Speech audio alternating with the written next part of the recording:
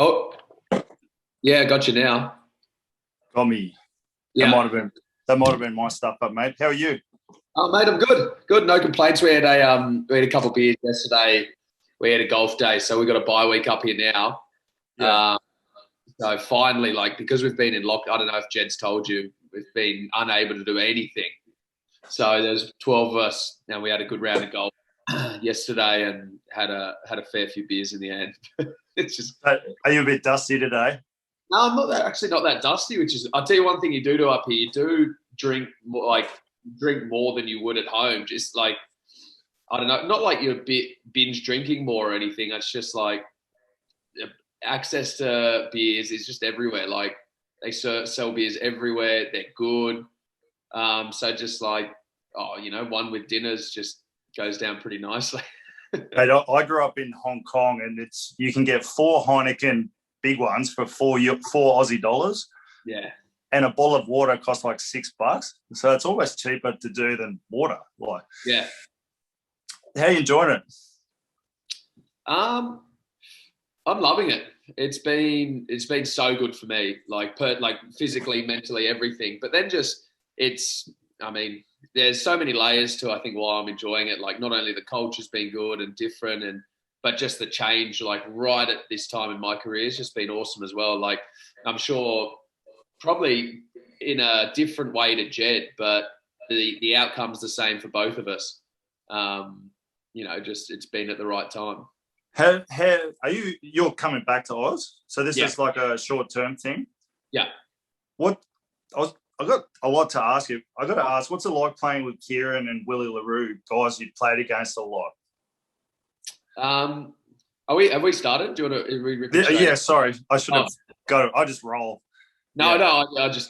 I was probably referencing Jed, and I just realised that maybe maybe no one, like got to put the last name to it or something. But no, to answer your question, with Kieran and Villy, but particularly Kieran because you play the Bledisloe a couple of times a year. Villy's he's a fullback, so you don't have as much like contact in and around not only like running into each other on the field, but just in general around media flipping a coin or something like that, and the media around. There's not the direct sort of portrayals of both, but I mean with Kieran, it's funny because you're competing so hard all the time, and you build up this impression of someone in your head of what he's going to look like, what he's going to be like, everything like that, and then you realize that he's just doing the same thing for another country, and he's got the same sort of things going on that we do as well. So it's been great for me. I liken it to like I was listening to the cricketers during summer. I was watching a cricket test match, and they were talking about the IPL competition. And I think it was around like some of the Aussie cricketers were joking with the Indian players, and they go, I think Shane Warne or someone was commentating. He's like, you never would have seen this 10 or 15 years ago. Like there was bad blood all the time, but the IPLs brought these guys closer together. There's sharing of information. So, you obviously play together and whatever, so that builds the bonds. But I didn't think about it much then, but now being in a similar sort of environment, it's a melting pot. Your team's a melting pot. You've got interpreters, translating and everything.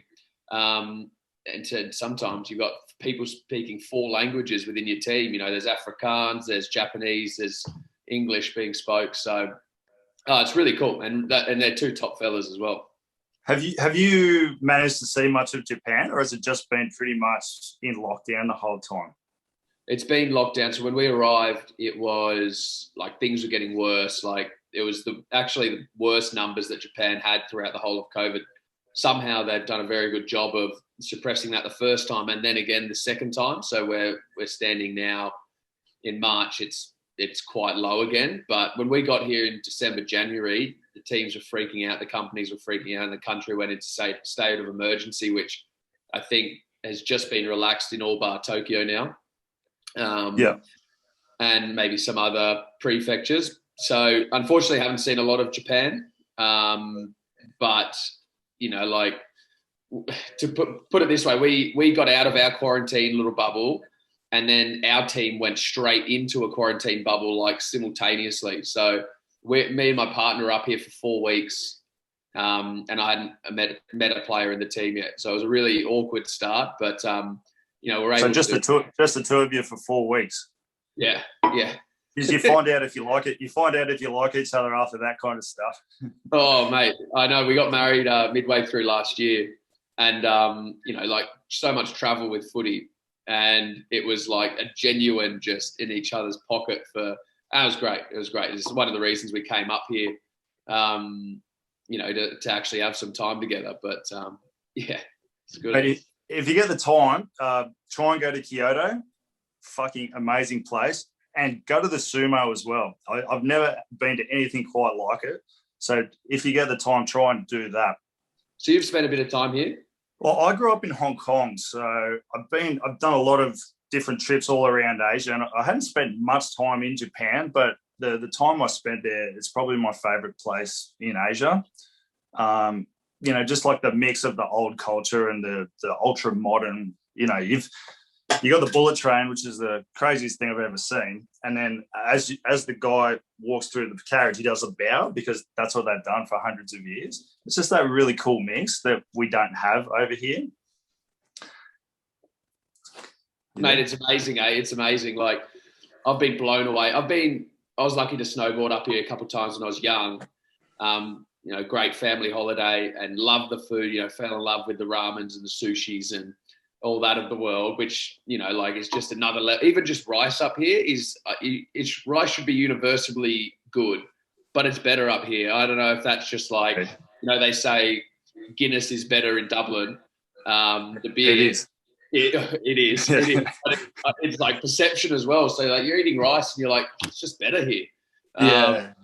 So I've fallen in love with rice. But mate, yeah, I agree with you 100%. Like the culture is so unique. Everything's about efficiency, like you said. But then some things just like you have to email this person to get the result. They're like simply setting up your bank is one of the hardest things you'll have to do up here. It's crazy. Really?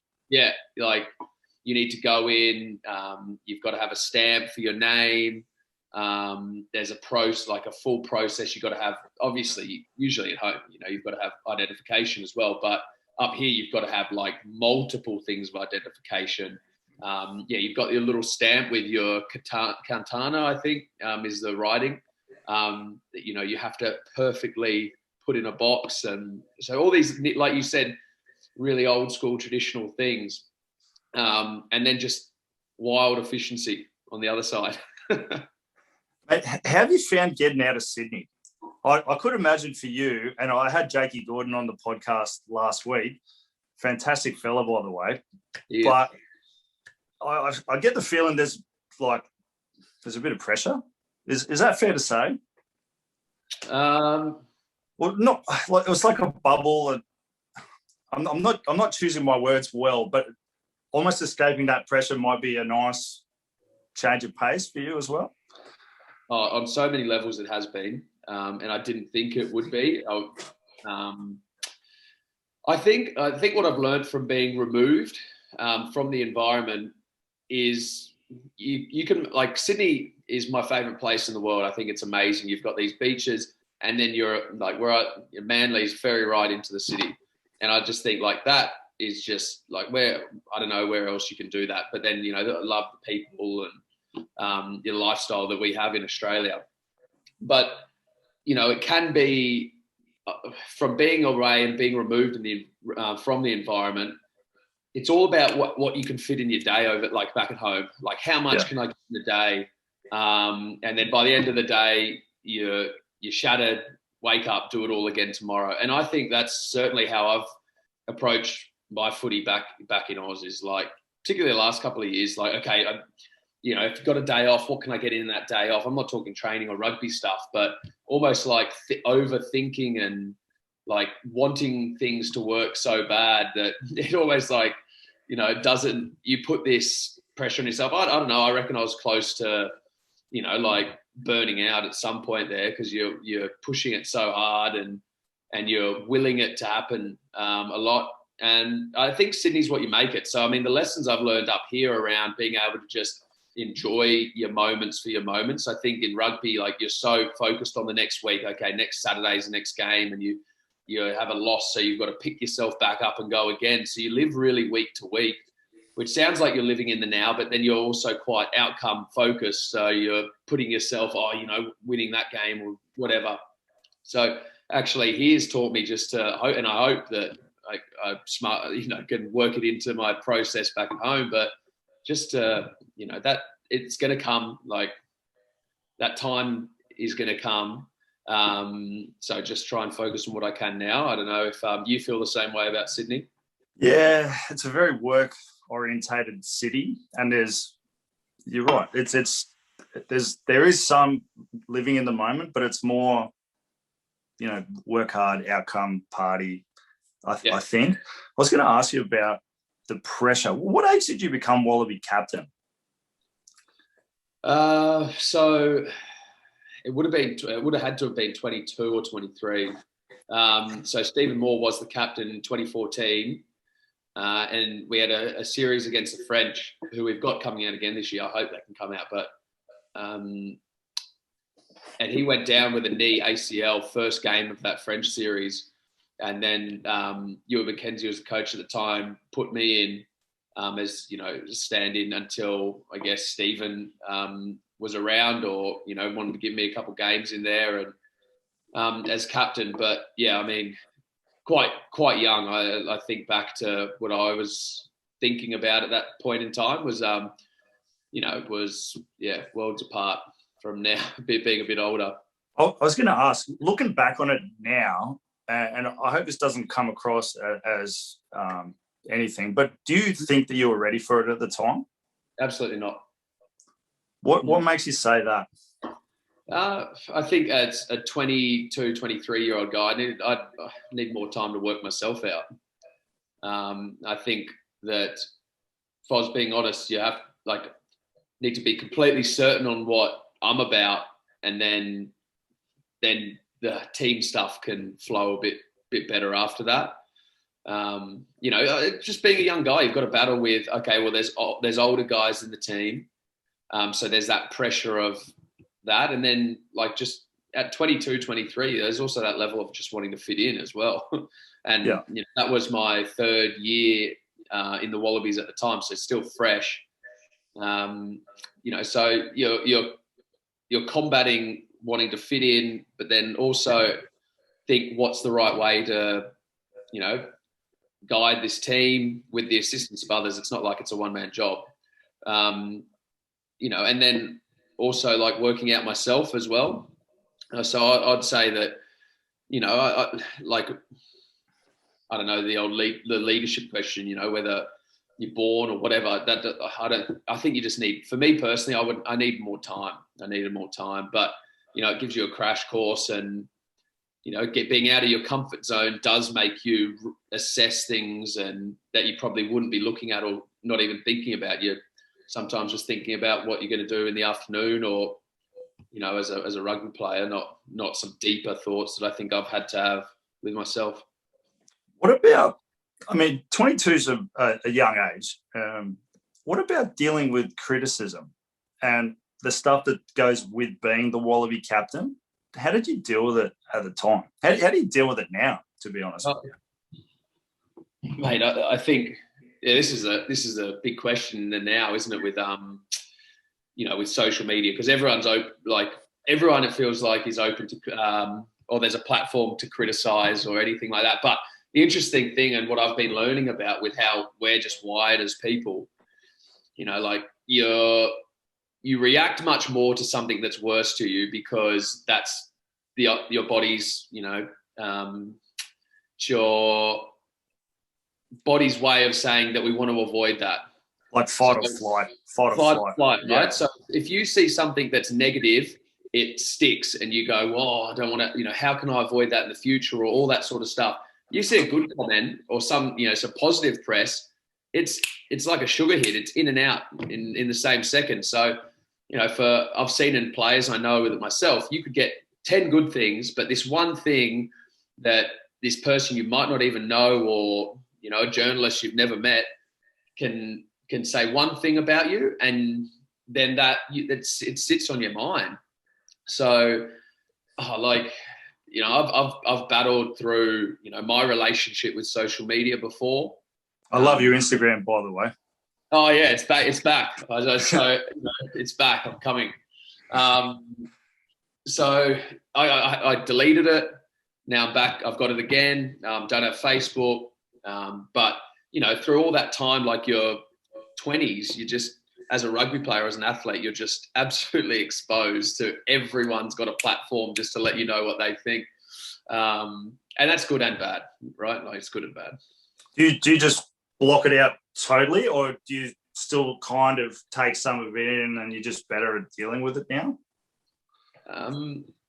For me, it's really important to know who my actual proper feedback loop is. So, you know, I've got, for example, for me, it's like my dad. I know he'll tell me if I have a shit game or a good game. Yeah. And I know that he'll tell me that. And then you've obviously got your coach, and you have to be working with your coach to get a good performance. And then maybe one or two others. And aside from that, you know, like my dad in particular, he's seen all my games, so he knows what I'm trying to do. Whereas, you know, a person that is over there and throws, you know, sitting on their armchair and throws a bit of abuse at you, or says that you shouldn't be doing this or doing that, you know, that helps me to then go, well, actually, you know, I speak to my old man and go, well, what was it actually like? And then try and focus on that being, you know, the criticism of, you know, importance, or the good stuff. Right. But yes, no, block it out. Yeah, I think that's important. Don't go searching for it, because it's just unnecessary. Like, you waste energy, and like, we all care at some level, whether more or less of, you know, it's what the sport we're in, I guess. Mate, something I've been looking at lately is failure. And I hope you don't mind this question, but looking back on your time as a leader, is there any failures that you can recall that have set you up for later success? That's probably an in-deep question as well, but yeah, I want to answer this properly. I'd say that, like, they're so critical, hey? Like, all the failures, and even though they suck at the time, like, proper feedback loop, and then you think you might experience something that you've seen before that can help you move on later down the track. You can just deal with so much quicker. But yeah, plenty of failures, and you know, you think you might have it at one point in time, and that's exactly when you don't have it. And you know, I think I've come to realize now that I've got to just keep a complete open mind to things, and be willing to learn, and how different everyone is, and how complex it is. It's not as straightforward, you know. I probably would have said to myself as a 22-year-old or 21-year-old, like, well, I just wanted to play footy. Yeah. There's so much deeper things that, you know, motivate people, and you know, what we're all trying to get out of it, and it's a hard sport, and then you talk about the criticism and stuff like that. But mate, failure is key. You know, and I'm very grateful in hindsight to have some failures, because at the time, like, they suck. Yeah, I've been looking at a lot of people lately, and I think as a society, failure is generally, you know, looked at as a bad thing, rather than you're going to fail over and over and over again, but it's learning from it and adapting, and, you know, just getting better and keep putting your foot in front of the other that might help people. So I just thought that'd be an interesting thing to ask you. Yeah, it's that Michael Jordan one. Like, you miss like 100% of the shots you don't take, right? So if you're taking shot, and that's the important thing, like actually having a plan, taking a shot, and then if it doesn't work out, then you can go back, recalibrate, and go again. But yeah, like not doing anything, I think that is probably the bigger failure. Just being complacent. Not even trying. Yeah. What about mentors? Do you have anyone? Obviously, you mentioned your dad, but do you have anyone involved in rugby that you sort of leaned upon as you got into the leadership roles? Probably not as much as I should have. That is, upon reflection, something I would have done different is reached out to reached out to people much more. And there's been some great people who've offered their hand, but I think, I don't know how you feel about this, but as a 20-something-year-old, sometimes you think you know more than you do. Yeah. So no, I've now I look back and I go, oh, there's been some great people who've been involved in rugby. Even if it's just one little thing here or there, like it's, you just got to take what you can. When you get thrown into that position, do people reach out to you offering help or advice or any of that sort of thing? Yeah. I've been very lucky to have people put, their hand up and say, oh, mate, if you need anything. It's been my failure probably not to actually take people up on that, because sometimes you feel like, I don't want to, chew up their time, or, they're busy or something like that. But really, it's just, you're scared to make the call and ask the question. Show a bit of vulnerability, as everyone talks about now, to say, like, I actually don't know this. I am completely out of my depth. How do you feel about it? So I've got to admit, I respect a person that says they don't know something far more than a person that just tries to go through and pretend like they know something. And I think you know if someone's talking bullshit because they speak in cliches and generalizations. And I like being involved in rugby. There's nothing worse, I think.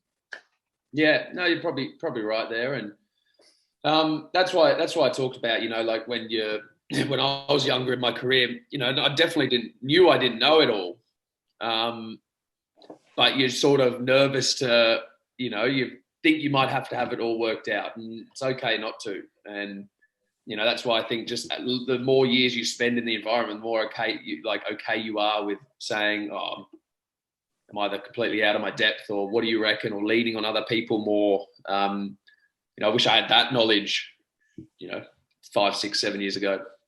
Mate, what about mentality? Like, I look at you, and Tim Metcher said to me about you one day, he said he's the most in-the-moment rugby player I've ever seen. Which I think, like, I watched every game of Super Rugby 5 times last year for work, and I just watch some of the things you do and go, how the fuck does he do that? Like, you're not an enormous monster, big dude. How do you get into that frame of mind to do what you do in a game? Well, thank you. That sounded like a backhanded compliment. No. I appreciate the compliment. So thank you for that. But I've thought about this a lot lately, and I think I had to because of COVID. Because I've been lucky to stay on the park a lot and not have many injuries. Had injuries, but not many. So when we had 3 months off last year, like that's the longest time I've ever had in my career not playing footy, for a decent period of time. And then again, sort of this year it was only meant to be a month in between games, and ended up being 8 or 9 weeks. So quite long times between playing footy. You really only get that after a World Cup. Yeah. So I've worked a lot with a sports site guy in the last probably 2 or 3 years. So that's forced me to think about my preparation more and put some actual fact behind, the way I was feeling. So what I think has been important for me, and I've had this for a long time, is like training how I want to play. So as simple as it sounds, but I think the idea of a rugby player, and I don't know if you've ever heard of this, of like this guy who's just a shit trainer, he's not that fit when it comes to a fitness test, doesn't lift big in the gym, but then can just play. Like everyone, there's like, it's almost like folklore around those like guys that can just be amazing on the field. And I reckon they're the exception and not the rule. And what I mean to that is like training how you want to play. So then it's not an accident the way it happens on the weekend. So, you can't just roll up to a game and expect to just absolutely kill it. So, a lot of the best guys that I've been around, their attention to training, it's not like they're ferocious and stuff at training, but they've got a plan and a real purpose around what they do at training to then get them onto the, in good shape on the field on the weekend. And then, that in the moment stuff, you can get in the moment because you're not worried about, other things or your preparation or, I've got to start doing this. It's like, it's been done. You've handled it in the week.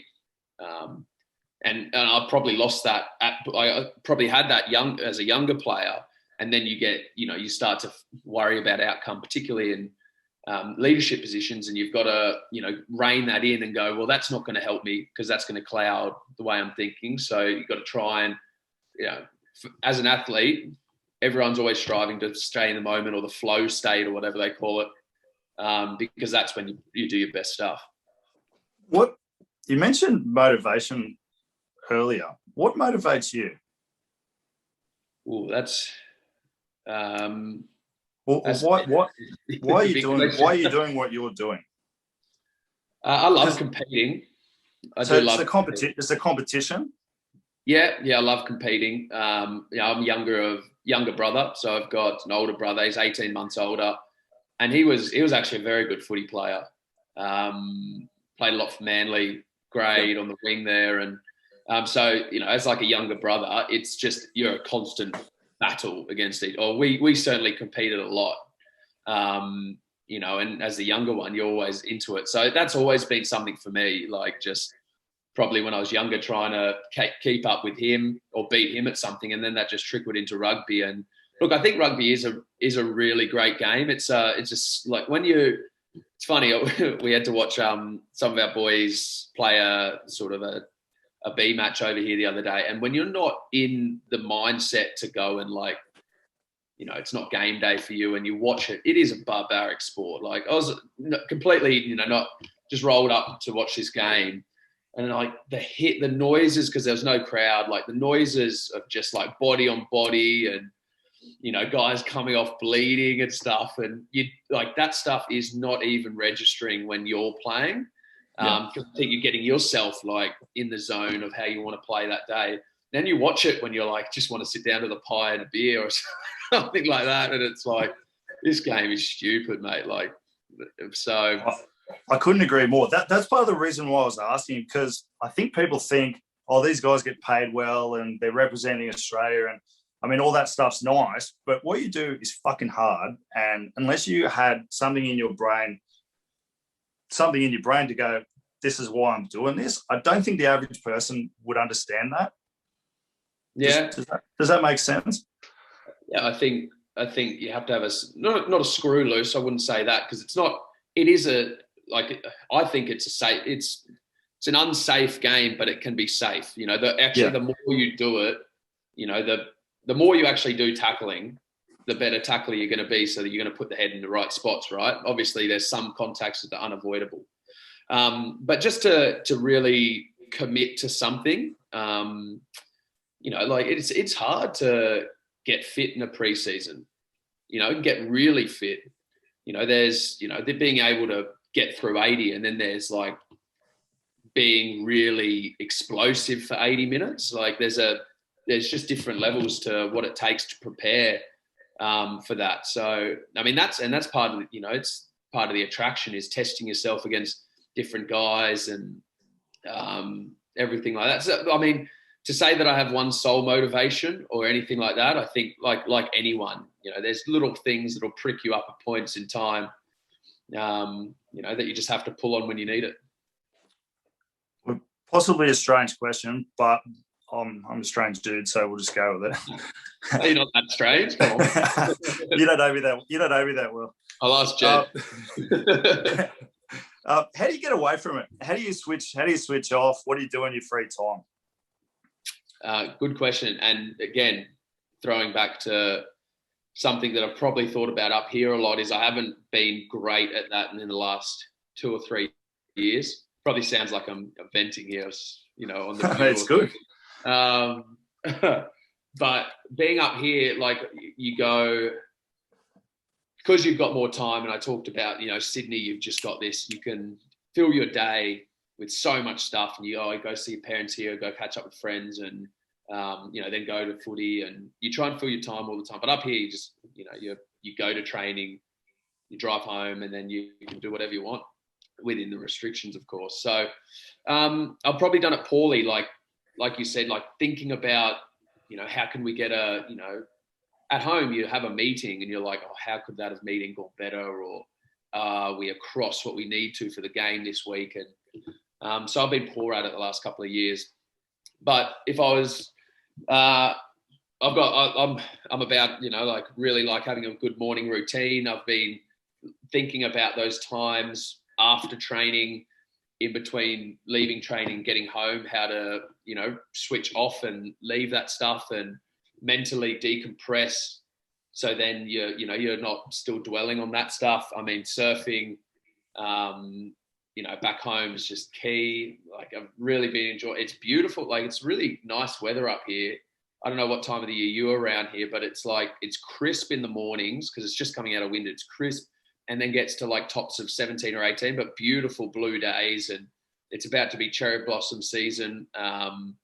So like everything's starting to come back to life. So just going out for a walk. I got my little dog at home, George. He's a good way to take him for a spin and unwind. But I think it's actually something that I need to plan. Okay. Now, what is your morning routine? Just out of interest. So over here at the moment, I'd try and get up at the same time. Cold shower. No technology for like the first hour of the morning. Make coffee. Have like a couple of stretches outside and do some breathing. You do your Wim Hof breathing. I did that. I was doing that a lot last year. I do something a little bit different now, but I was doing Wim Hof and really enjoying it. Have you done a bit of that? Yeah, I've tried it a few times. The cold shower, I'm not quite, I hear it's good, but mate, I tell you what, the funny thing about the cold shower, like it's, someone said it to me once. I think it was my best mate's granddad used to do it, and I get why Wim Hof does it, and there's some cool stuff behind that. And I like getting the full immersion ice if I can in a week, if there's the facilities good for it. But this granddad of my best mate, he did it. I don't know if he's still alive, but it was the worst thing he was ever going to do in the day, and he's dead right. Like if you can knock that over. And you do a cold shower, it's the worst thing in the day because you're already warm, you're getting out of bed, and then you get into the cold shower, and it's that little sense of, I did something that I didn't want to do in the morning, that gives you a bit of a kick. Rather than the cold shower itself, it's the psychological part of it. I think it is more for me, the psychological part, as opposed to any physiological benefits. But God, it sucks. And up here it's cold. The water's cold, so I could imagine. Yeah. Mate, do it. One more. I'll try it. Do you read books? Yeah. What kind of stuff are you into? Lot about God, I don't even know what the genre would be called, but like I'm reading about Japan up here a bit. And then just like I think a lot about mindfulness at the moment. I've really enjoyed reading about that because like I told you, like I was burning the candle pretty hard at home. So I've got to, wanting to work out how I can best understand myself. And I think reading some of those books has been really good for me. Can you recommend any? I've got them all. I mean, are they those obscure name ones? No, they're not. Like I'm not precious around what books like. I actually didn't mind that the subtle art of not, not giving a fuck. That one that's everywhere. I actually found that quite good. Then I've read some about some Zen stuff up here, which is cool.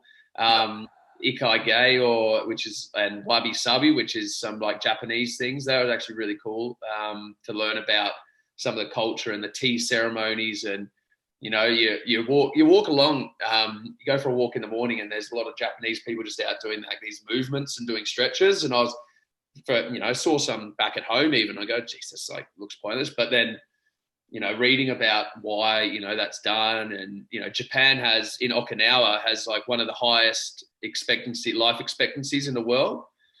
So reading about that stuff, why that is, that's good diet, good social life, good movement. And the movement part's where I started learning why people are out there doing that, and gardening and Get the blood moving. Yeah, just little, not super strenuous, which is, sort of have to do for footy. But yeah, no, what else? No, I've been reading up here a lot because, like I said, there's not a huge amount to do right at this point because of the COVID thing. Are you, mate, thanks heaps for your time. I won't keep you too much longer. You got time for a few more? Yeah. What are you going to do after you finish playing? That's a good question. And this might sound like, I don't know how this would sound, but I'm not worried about it. Like I don't know what it'll look like. I have interests in certainly some things that I know that I'll probably skew towards, but I think the key for me and why I have a little bit of, I'm okay with not knowing is like footy is my career's taught me one thing that, like you work hard at something, then, something will come, whether it'll pay off in that area, but you work hard at something, it's going to put you in the right direction to working out what that's going to be. And, like in not knowing, I think I'd find that out. I haven't studied tertiary, I haven't done tertiary education. But, like that I don't really like that, but then reading about some of this other stuff and, is of real interest to me. So I'll probably just keep going in the way that my interest sort of lies and see where it lands. Just try it out and see whether you like it and that sort of thing. What about favourite touring destination? I've just got a couple of random ones and I'll let you go. Favourite touring destination? Oh, Cape Town's amazing. I love it. The spring tour is great. Like Dublin's cool. When you play up in Edinburgh and Scotland's amazing because it looks like medieval, when you're playing there. And like cool places to play is obviously your Twickenhams and stuff like that. And London's a great city, but yeah, Cape Town, I really like. Dublin's cool. We've done a couple of trips to America, but probably it actually sucks for some of the younger Super Rugby players. Like you look at the calendar. Coming up here is great. Like when we used to play the Sunwolves up here, it'd be like a 4 or 5 day trip straight into the middle of Tokyo. It's an overnight flight, brilliant, and the crowd's great. But yeah, for these Super Rugby, your younger guys, it's like that was a thing you'd check out on the calendar. It's like, okay, where are we in South Africa this year? And if you rolled out of Cape Town or a Durban, you're like, oh God, that's going to be a good 2 weeks. Some of the other, or you'd go and stay 2 weeks in Joburg, and it's not quite the same. But I've heard about Joburg. Oh yeah, it's good. No, it's good. Like South Africa's an amazing place. You can, we get to go and see the animals and stuff like that if you're in Joburg. But yeah, you get to a Cape Town and a Durban. Went shark diving at Durban. You're one of the maniacs that did that, mate. I know this sounds weird. But Jed was actually in his absolutely in his element because of all his diving and stuff like that. I got real seasick, but I wouldn't do it. I wouldn't do it in Sydney Harbour. Like the idea that I'd just drive out the heads, burly up the water and jump in. I'm like, there's no way. But for some reason, when we're over there, you're with all the boys. It's like it's pretty South African. Like you turn up at this depot thing, and they give you a 10-minute rundown. Then next thing you know, you're on a boat and it just hammers out a couple K out. He chums up the water and he goes, all right, jump in, keep your hands like tucked in under your thing and you're good to go. Obviously in a cage. You're in a cage? No. So the one we did in Durban, you're not like, so I was telling you about the 10-minute debrief. In that he goes, oh, we've only seen one great white while we've been out there. And, bullshit. It would be great if a tiger shark could come, because they're really big. He goes, but if a tiger shark comes, like you don't really want to start swimming down and stuff, so just stay up the top. And I'm like, mate, if there's a tiger shark there, I am hustling back to that boat. I know those things, like yeah. But yeah, you're sort of he chums the water, and then you just start seeing these fins coming up, and then just go, jump in, and it goes like, it could go anyway, but. No, the one in Cape Town. So that's where I think you can go off and then do the cage, and I'd love to do that. But the seasickness was really stung me when I was out there. Even though you're a water boy, you still got seasick.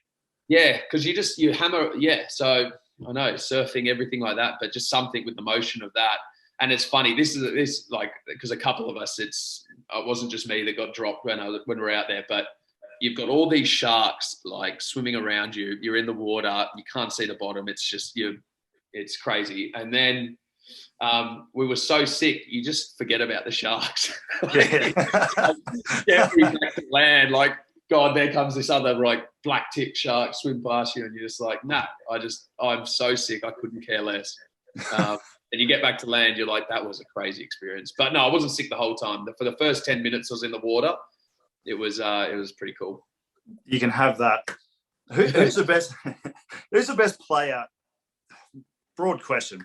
Is there anyone that you'd play against where you go, I'm playing against that guy this week, and you did maybe a little bit of extra homework or a bit of study? Because rugby, game rugby is so like you've got their forwards are good or their backs are good or this guy's absolutely got jet shoes on the wing. I think there's too many like you learn it up here pretty quick. Hey, like some of the names that you go around that you've forgotten about in World Rugby are littered across these teams. But there might be an amazing and all black in one team, but they still get beat by 50 or 60 points. It just shows the game of rugby, like it is such a team sport and you need all your areas to function. No matter, you could have the best player in the world, whatever that looks like, but your team still might not win because you can't get the ball to him or something like that. Yeah. But mate, like, I've been lucky to play against some great guys, but everyone, might have a good game, might have a bad game. And there's different threats across the field. That's a funny thing when you talk to a journalist about this week and for number 7, they always talk about your opposite number 7 who you got to play. It's like, mate, like realistically, you don't see them that much on the field. In rugby, like you talk about these head-to-head matchups, and there's really not a huge amount. Just front row, really. Just front row. Like even halfbacks, like they're not necessarily all doing the same thing because every team might defend someone differently there or have a different way that they manipulate their defence or attack, how they use them. And I mean, it's a cool thing about rugby. It's so subjective and everyone can play it a different way and every team does. So, okay, cool. That's a good answer. 2 more questions. Who did you look up to when you were growing up? Was there someone that you kind of went, that's someone I want to have a career? How old? 16? I always loved the way George Smith played and because we played the same position. Thing I liked about him was he could have impact in defence, attack, so all areas of the game. It didn't matter. And I think as a number 7, that's the cool thing about the position. You can have an influence in attack and then an influence in defence. So I always liked him. But like for me, I think George Greig and Stephen Larkham, like that combo, was pretty all time. I couldn't agree with you more. Last question, my friend. What advice would you give 18-year-old you? And if possible, you can go the rugby angle if you like, but I'd prefer life sort of advice. Have an open mind, definitely. Have